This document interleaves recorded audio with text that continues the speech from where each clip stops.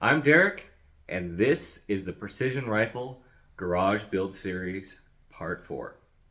In Part 4, we will be making two barrel flats on our barrel in order to be able to use a regular vise in order to install the action and barrel together, saving the expense of having to buy a special barrel vise. We'll also be doing this without the use of a lathe or the use of a milling machine. We'll be doing it with hand tools, precisely. And we'll also be installing the action to our barrel. Stay tuned. So next, to determine the positioning of the flats, I have the barrel just hand tight to the action.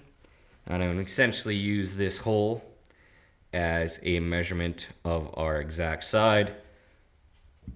Just going to trace over and place a line there.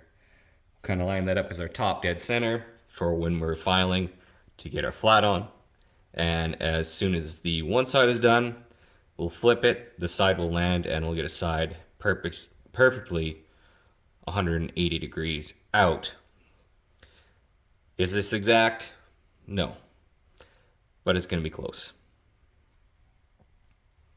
We will have a little bit of movement when we tighten it up, however, it will be very minuscule since we are shouldering two components. Now, to make a flat without a mill, we have to resort to hand tools, essentially. So, in order to get our first flat, which will be 50 thousandths less than the diameter of the barrel near the action, we'll need to have a guide for our file. And essentially we'll clamp the barrel down, raise the front 125 thou at 1 inch, so the bore center line stays level. So essentially what I've done is taken a 1-2-3 block, the threaded kind, specifically for this application, and found a fancy washer that is just shy of 200 thou thick. So essentially we have a file, and this will be held at both ends, held at exactly 120 thou from this dimension. That way, essentially we'll file until it stops cutting, and we will have a flat about 50 thou deep and 1/2 inch wide.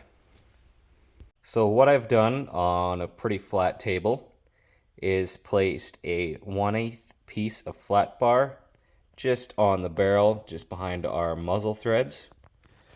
Then I've repurposed some woodworking fixtures to clamp the body of the barrel and simultaneously act as a stop so that when the file with the 1-2-3 blocks comes ahead, it will have a natural stop. And I've placed a line at 950 thou, so that will give me about 1 inch to work with the flats and also to be engraved on. See, just by my lines, we might just be a little bit out, give that a little tweak, and go from there. Start filing.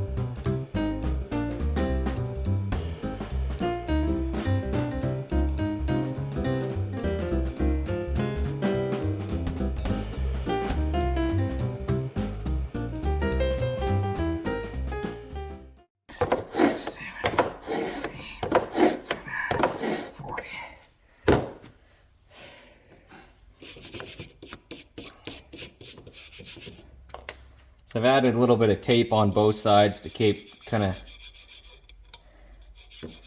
stop the dings on the side of the barrel, but I think I may need something heavier. Do it next time, like a piece of rubber or leather. It's probably going through. But this is not going for the prettiest barrel award. So we'll keep going.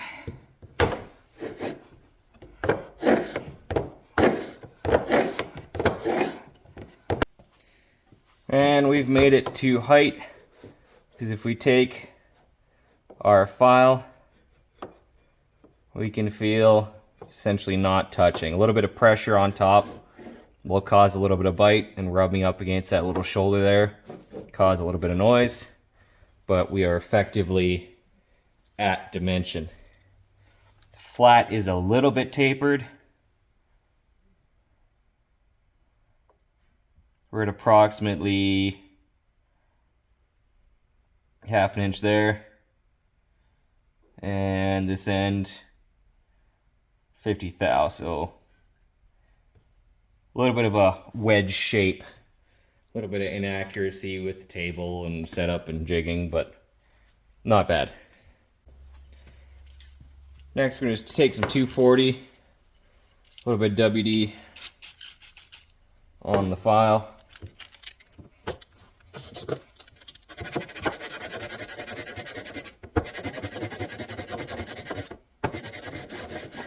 Work that back and forth.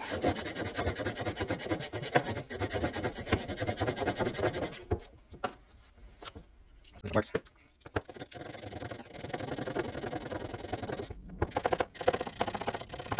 Drop out of direction. Maybe a much better finish.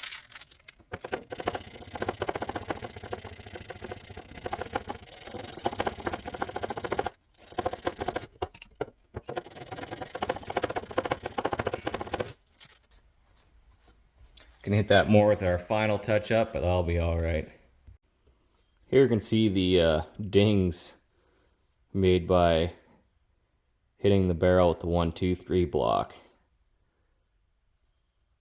So we'll have to try to clean them up, but chances are the remnants will stay there because they're fairly deep. So next time we'll protect with a little bit of rubber because the tape was not cutting it. And there's the finished flat. Get it filed. We'll touch it up with some more file in the sandpaper later, but not too bad.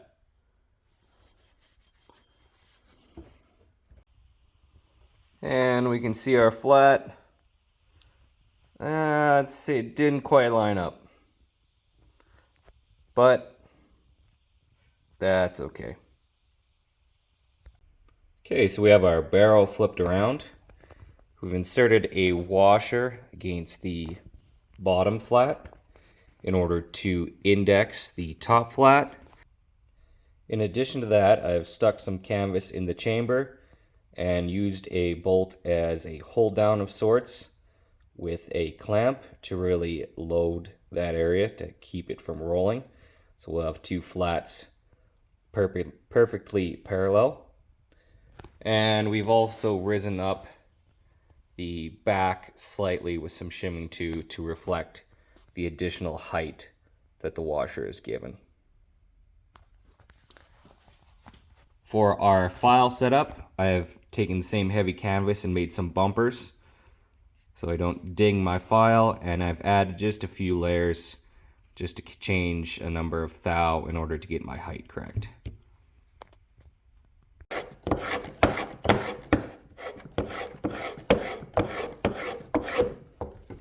Okay.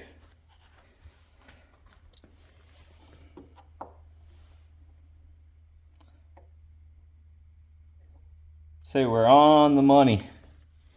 It's looking pretty close. Hit that with some sandpaper and do some checking.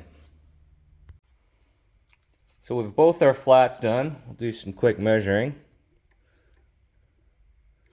So across the flats, we're about 1.171. So not quite our 50 thou off each side. However, we were more so aiming to get a width rather than a perfect depth. We're not designing it for a specific wrench size, we're designing it to fit in the flats of a vise. And just a rough way to see if our flats are parallel. 171 to the edge there.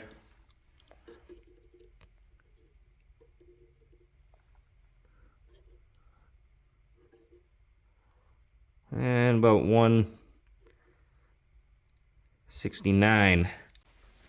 All right, so we have the barrel in our vise with some copper shim soft jaws. Wrap of tape. Got some anti-seize on the threads. Already threaded it on once before to kind of help spread that out. So, going to thread the action on.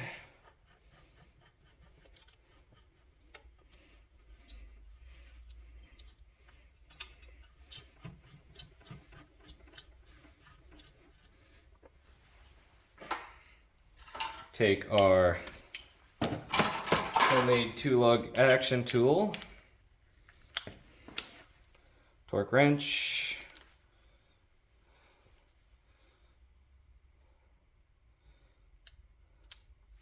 go 80 foot-pounds, put that in place.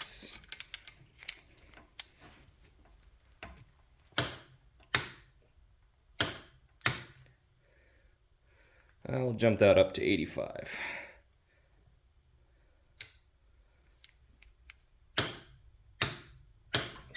She works.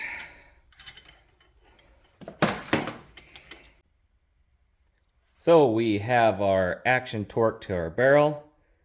We have it just in an XRS right now for testing. Again, we'll be building our own laminate wood stock, but just want to check with our go gauge. Make sure we didn't squeeze out any headspace. But she opens and closes real nice. So I'm thinking we're good there. Next, I've placed a piece of 2,000 shim stock.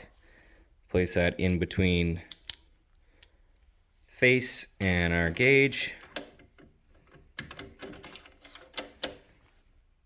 That would be a very hard close. I'm not going to go there.